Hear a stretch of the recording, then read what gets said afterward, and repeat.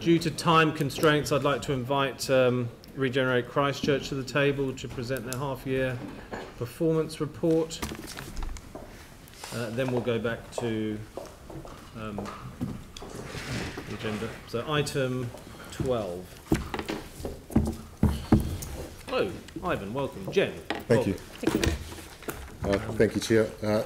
In the interests of time and noting the agenda that you have remaining to get through, I might take the report as read. Good idea. And happy to have a conversation and any questions that come up. Probably just three things that I would highlight briefly. The first is that in relation to the Otakaro Avon River Corridor Regeneration Plan, I'm very pleased to advise councillors that this week we have received consent from Otakaro Limited. So the next step is for Regenerate Christchurch to formally finalise the plan and provide that to the Minister. The outline provides 5 working days for us to do that, so by this time next week we will have provided the plan to the Minister. Cool. The next step then is for the Minister to make a decision. There's no legislative time frame for the Minister to make that decision. Obviously she'll be wanting to have a number of conversations and receive some advice in relation to that, but in terms of milestones, the culmination of all of that work will conclude from our perspective by providing the plan to the Minister within the next 5 days. Lovely. Thank you very much. And so once that plan is notified or approved by the Minister, that means people can start doing stuff? Correct, yes. So the moment that the Minister approves the plan, the changes are written into the district plan that enables those uses to be activated. Super. Yes. Okay, second item, just quickly, Mr. Chair, in relation to South Shore and South New Brighton, just to clarify a point, I note that in the Council and Department of Prime Minister and Cabinet's joint cover note, it says that the project is on hold. So I'd just like to be clear that at the end of last year, I self-initiated an internal review, and that was to ensure that the project was able to proceed as intended. We need to make sure that the project responds and adapts to national policy guidance that is being developed. We need to make sure that we're also providing the appropriate opportunities in relation to the process for decision makers such as councillors to make the right decisions at the right time, and also ensure that it aligns with the feedback we've had from the HOW team and the community as to how they would like the community to be engaged. So the result of all of that is that what we want to ensure is that the project proceeds and takes all of those factors into account. The project itself is not on hold. And the final matter is that we have been working on the forward work program to engage with councillors. That also ensures that we're cognisant of the current situation and focuses on what we think are the remaining key strategic issues for the city. Thanks, Ivan. And if I can just add briefly on the future work program at the governance level, the board has signed off on a draft which is with the Mayor and Minister in the first instance, and obviously engaged with full council as shareholder. There's a meeting planned for the 4th of April with the Mayor and the Minister, and I understand that this process has been agreed by the council. What I would say from a governance perspective is we note there has been some comment around future funding of Regenerate, and I'd like to provide that reassurance from the board and management of Regenerate that we're keenly focused on value for money. So we're intending to put forward a future work program that does deliver value for money for the city and enables a smooth transition and an opportunity for the city to demonstrate a base case to central government for a bespoke UDA. There's an opportunity there to also use the tools in the legislation in addition to the ability you now have to change your own district plan. So the order in council's been lifted, that's a good thing. It's not a panacea in itself, so we're looking forward to having that engagement with the shareholders on the next steps. Thank you very much, Jen. Thank you. I'll open it. Any questions? Sarah and Aaron, Yoni? Thank you, and thank you for clarifying the work for the South Shore, South Brighton regen process. The council is obliged to do the coastal hazards chapter of its district plan, which covers exactly the same area, and we really are at the point now where we can't hold that off anymore. I mean, the order in council was pretty much a get on with it for us. Do you see those two processes in conflict in any way? Is there any point in doing both at the same time, being that communities are over-consulted and all that kind of stuff? Or is it still worthwhile you doing that work, or should we just incorporate that now into the coastal hazards? And so those are the exact reasons why I initiated the review. Yeah. The original timeframe and approach for the project looked at how those overlapping issues might be considered together. Yeah. We've heard from members of the community board and from representatives of local community groups that they have a particular view about some of those more immediate issues, recognising the importance of also having the conversations about the long-term planning for the future of the area. We understand, and we've been discussing with council, that there's going to be a report that will come to council that sets out the way forward, and that'll be a report that will be supported by Regenerate Christchurch, which provides some advice around that exact issue. Thank you. Aaron? Yeah, so just a couple of questions, Ivan. First one being around the river corridor, and when people might expect to see things happening, actual works taking place, some money being spent, and that Red Cross money, when some of that might start to be spent, and on what, is the first question. Yeah, very good question. So the plan, as requested by both the council and the Crown as our shareholders, doesn't compel either the council or the Crown to undertake any particular work within a specified time frame. What the plan does, as was requested, is recognises that the council has set aside, I think, $137 million in its long-term plan, and another $230 million in your long-term infrastructure strategy. There is also $15 million in the Christchurch Earthquake Appeal Trust, which is being held to be applied to projects within the river corridor that connect the city to the sea. And there is also the major cycleways funding. The plan, once approved, enables those types of land uses to proceed in the most permissive way possible. So it's quite an enabling plan. The key factor that needs to be, one of the key factors that needs to be resolved to enable that work to occur is actually a matter for the council to consider in its conversations with the Crown in relation to the global settlement negotiations. At the moment, the land is still in disparate ownership, about 2/3 in Crown ownership, but still about 1/3 remaining in council ownership. One of the keys to unlocking work occurring and progress being made is clarity about the future land ownership and the governance. Yeah, and if I could just add, the intention is for Regenerate to provide some independent advice on the governance structures options for the council and the minister to consider. Thank you. Yanni? Oh, sorry, one other question, sure. Chair. The other one was, you'd copped a bit of flack recently, Ivan, from the East Lake Trust. You're the target of them because they saw Regenerate as stopping the lake, being anti the lake. Can you clarify that? Is that the case? And so, where do they sit as a group? Absolutely. So we have gone through a process of considering a range of land use combinations, and we've assessed each of those combinations against a set criteria. And at each point that we've done that, we have published all of the technical information that we've relied on and the basis for decision making. So we try to be quite transparent about the process that we have been through.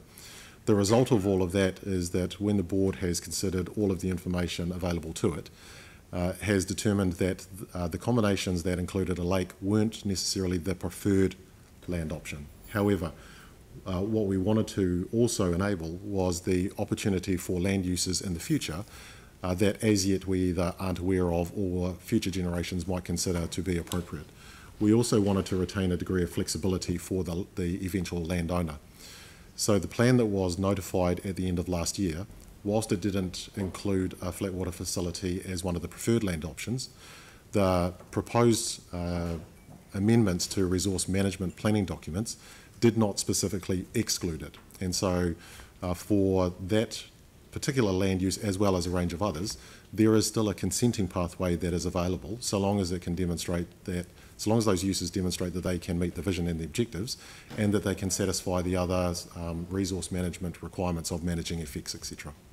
Yeah, and if I can wear my RMA lawyer hat for a second, you could imagine, for example, a facility of a significant scale, as would normally be the case to be, say, a discretionary activity in your district plan, which gives the council a discretion to then look at the effects of what is actually being proposed.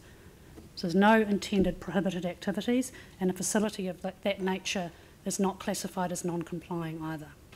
So it's agnostic in terms of the plan provisions, but there are still obviously some hurdles to get through in terms of the vision documentation. Yanni? In the memo that we've got on page 108, it says that you've shared the review findings around South Shore, South New Brighton with officials. So when are we going to get copies of those findings? Sure. So as I said earlier, when asked the earlier question, we understand that there will be a report that will be coming to Council, which does grapple with some of the issues that were raised, and that'll be a report that we will be absolutely supporting and involved in contributing to. I'm not sure that there's a time frame for the report. We've only recently shared the findings of the review with the Christchurch City Council. So, Yanni, in terms of your specific questions, I don't have the response to your question, but perhaps we could follow that up after Is there anything that we can see ahead of that formal report? Like, I mean, we are the council, and in the page, in the work program status report, it says, you know, that we would have additional advice for shareholders expected following February 2019.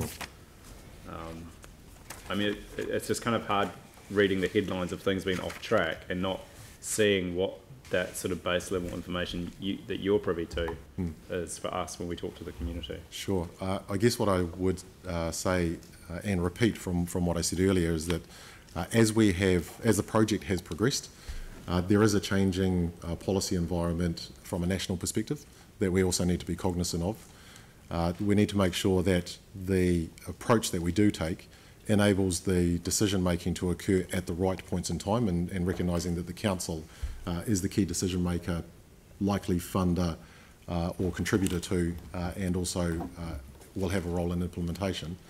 And also that we've received advice and views from the community as to the engagement approach that they would like to occur.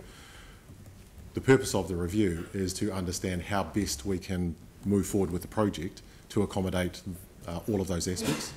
That is what we are working through with council staff at the moment, and intend to come back to you with some advice which suggests how the project can move forward and respond to those issues. Okay, thanks. And just the final question I had was, and I don't know if we're going to get staff to the table, but the forward scope of work program that's been agreed by the board, we've been told didn't have a budget attached to it. So you've mentioned about being cognizant of the budget and value for money, but I'm just trying to understand why you wouldn't have value a budget attached to a work program, and yeah, when we'll see that budget. And you talked, I mean, one of the reasons for asking that question is you talked about the order in council, or the ability for council now to do district planning. Is part of that budget value, are you going to be giving us some advice around if we wanted to use regen for district plan changes versus the normal process, what the budget implications would be? Yep. And the key reason that there's no budget attached to the initial draft of the work program is that we wish to engage with the shareholders and reach agreement on that, and the budget will flow from that. And that process is a process that we had agreed. So how are you incorporating our current or proposed district work program versus what your work program is, and looking at where the synergies or opportunities or the you know, maybe different approaches may be required now that we've got just this planning power back? Sure. The Chair of Regenerate Christchurch met with the Minister and the Mayor last week on Friday to have an initial discussion about the proposed work program. That is leading to a response that both the Council and the Department of Prime Minister will provide to us, on the understanding that between now and the next meeting with shareholders, which is on the 4th of April, that work will need to be done to understand what work is most likely, or if it was carried out by Regenerate Christchurch, what that would look like, and also understand what the alternative options are if the work was to be carried out by the Council. So, Yanni, the answer to your question is that that's an iterative process that we will go through over the next couple of weeks ahead of the next meeting between the Minister, the Mayor and the Board. I guess I'm trying to understand why that work didn't happen before the powers came back to us. I don't think that's a question for them, Yanni. That's something that we put into play. So, right, okay, maybe it's a question for our staff. yeah, that's fine. Any other questions? On the funding, page 110, Regenerate Christchurch will receive a further $2 million from the Crown and the Council by April. Is that this year's funding? Correct. Okay, Yes. thank you. Okay, well, if there's no further questions, we've got a resolution to receive the report. I'm happy to move that. Seconded Andrew. Is there any debate? Andrew? I'll just add some further comment to what has been said by the two representatives from Regenerate Christchurch today, and thank you very much indeed for been so open in your answers to questions about the process and work that needs to be done in order to land the forward work programme and associated decision making.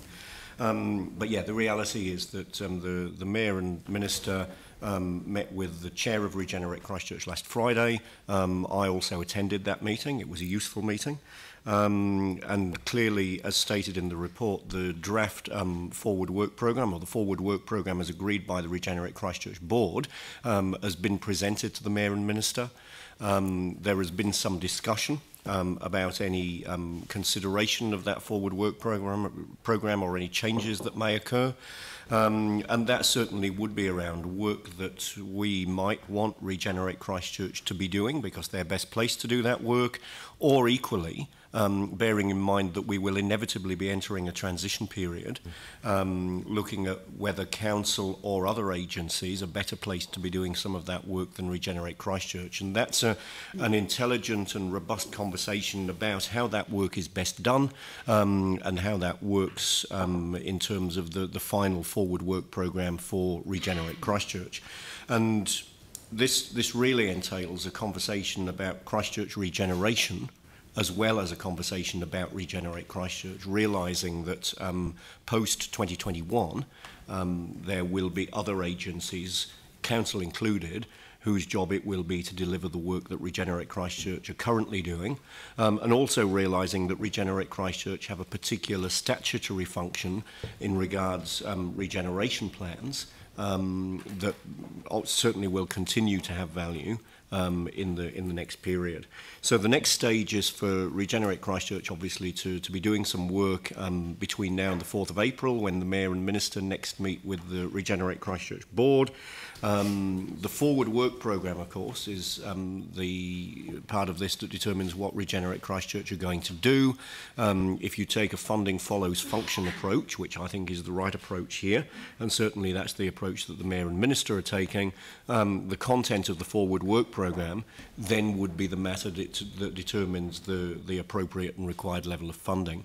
There's certainly been some commentary around what that level of funding might be, and a desire to make sure that it's no more than it needs to be.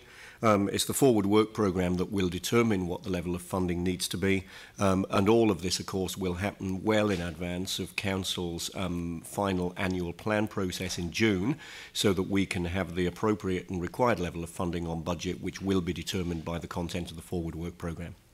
And of course, there's a role that an amended letter of expectations may play in this space as well, in terms of what that forward work programme may contain.